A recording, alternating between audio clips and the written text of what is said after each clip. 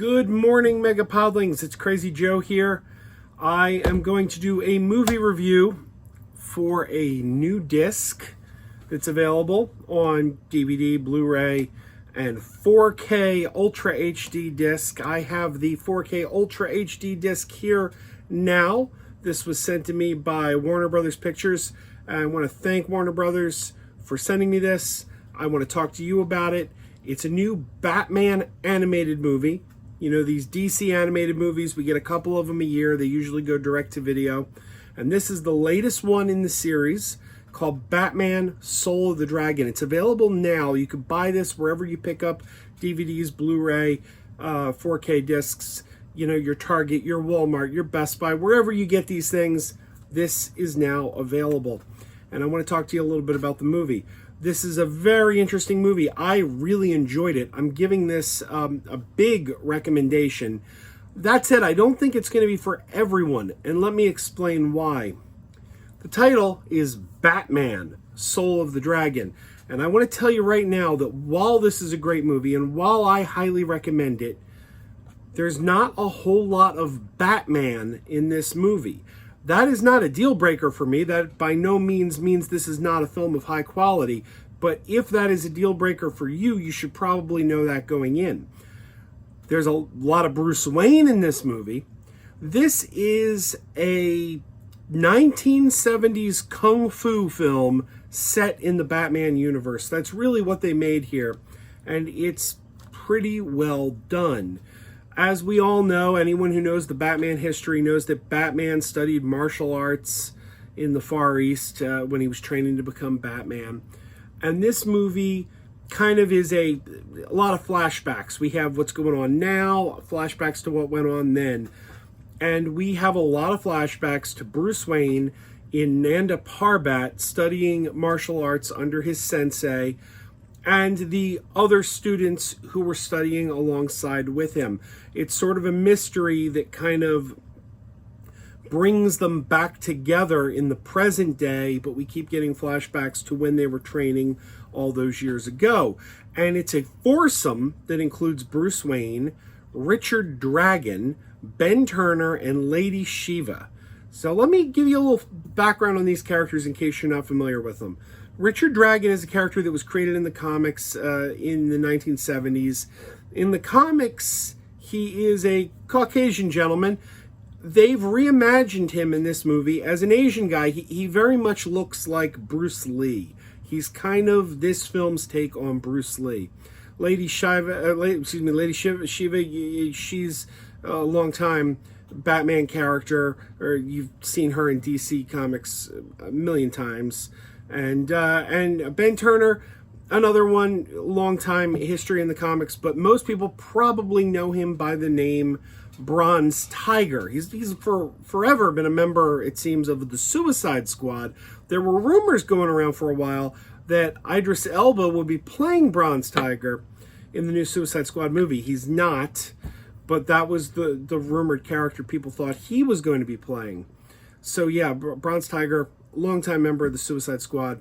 What's interesting is, in this movie, Ben Turner, Bronze Tiger, is voiced by Michael Jai White, who played that character in live action on the TV show Arrow. So they actually got one of the Arrow actors back reprising his role in this. Like I said, this movie is very heavily influenced by kung fu films, and even to a little bit of a lesser extent, blaxploitation films of the 1970s. We get these four guys who trained in the Far East a long time ago and learned martial arts under this sensei, kind of coming back together in the present day and reforming to protect a sword from the Kobra clan that has the ability to open up a mystical doorway. This film is very much inspired by like old Bruce Lee films. It's got a lot of like Enter the Dragon influence, and like I said, just a touch of blaxploitation too. Like Ben Turner, the way Ben Turner is depicted in this film, he could very easily be played by the late Jim Kelly, star of, well, Enter the Dragon, and also Black Belt Jones, one of my favorite of those types of films.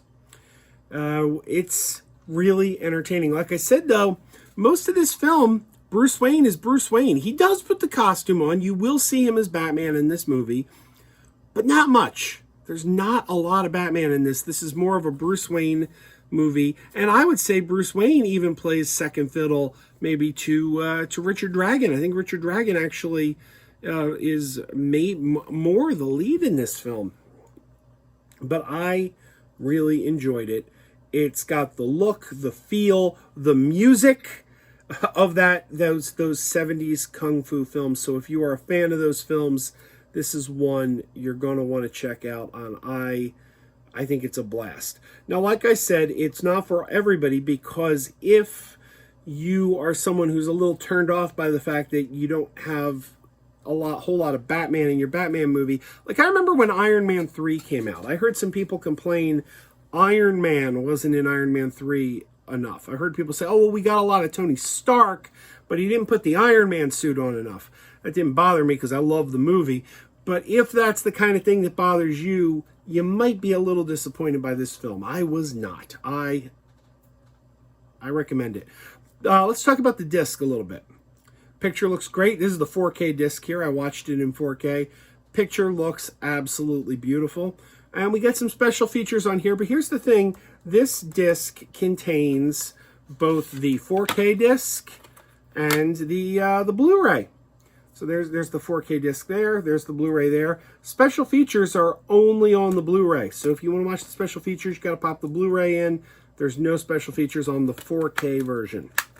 But the special features we get are a 30-minute documentary called Batman Raw Groove. And what Batman Raw Groove is it's kind of a retrospective on the films of the 70s. It's a retrospective on the movies that inspired this. The Kung Fu films that kind of came to America in that period of time, the blaxploitation films.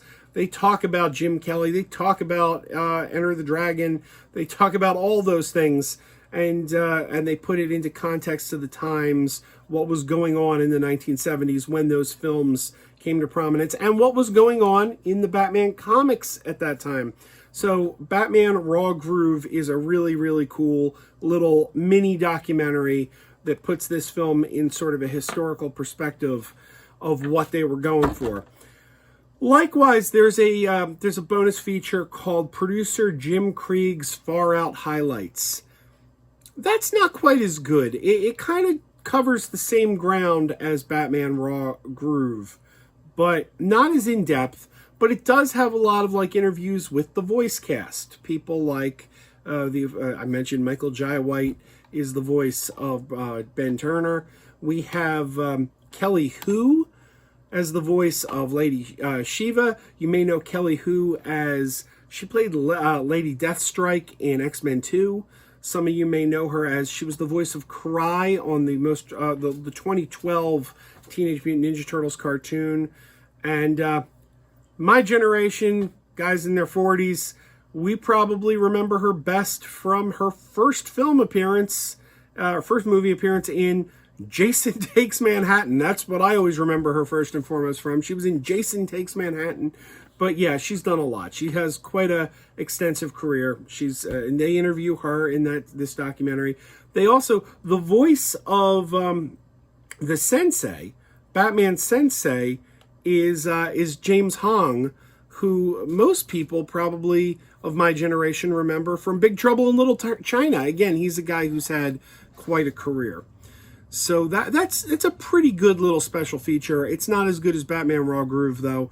We also get in this 2 bonus episodes of Batman the Animated Series. There's 2 episodes of Batman the Animated Series on here, and there's some sneak previews for other DC animated titles, the most notable of which is an extended 8-minute long behind-the-scenes feature of the next DC animated film coming to video, which is called Justice Society: World War II. It's about the Justice Society of America in World War II. Now, I got to talk about that for a bit. That movie looks great, by the way. I can't wait to see Justice Society World War II. But here's something very, very interesting. This movie is a Batman movie, and I'm going to tell you one character who does not appear in this movie. Wonder Woman is not in this movie. Okay? There is no Wonder Woman at all in Batman Soul of the Dragon. Why do I bring that up? Because let's look at the spine here. Why is Wonder Woman on here?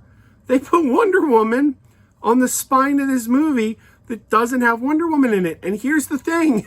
I watched the preview for the next movie, Justice Society World War II.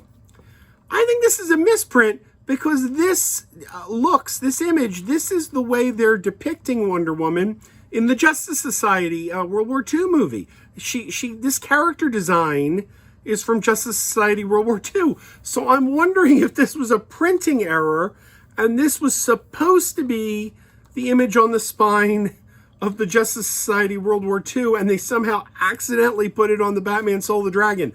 Just a funny little thing. Obviously, it doesn't ruin anything. It's just a weird little quirk. Because I remember before I watched the movie, when I opened this, I said, oh, is Wonder Woman in this? No, she is not. But yeah, I really enjoyed this. I'm giving it a big high five. If you are a fan of 70s Kung Fu films, if you're a fan of 70s blaxploitation films, you are going to probably enjoy this. So this is a big recommendation for me. Everybody, keep wearing those pajamas.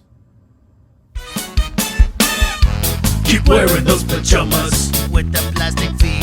Keep wearing those pajamas. Tell everyone you meet. Keep wearing those pajamas with the back door flap. Keep wearing those pajamas. Don't open it, it's a trap. Oh no, it's a trap. Some people call them bitches, some people call them jammies. They can come embroidered with big money and no whammies.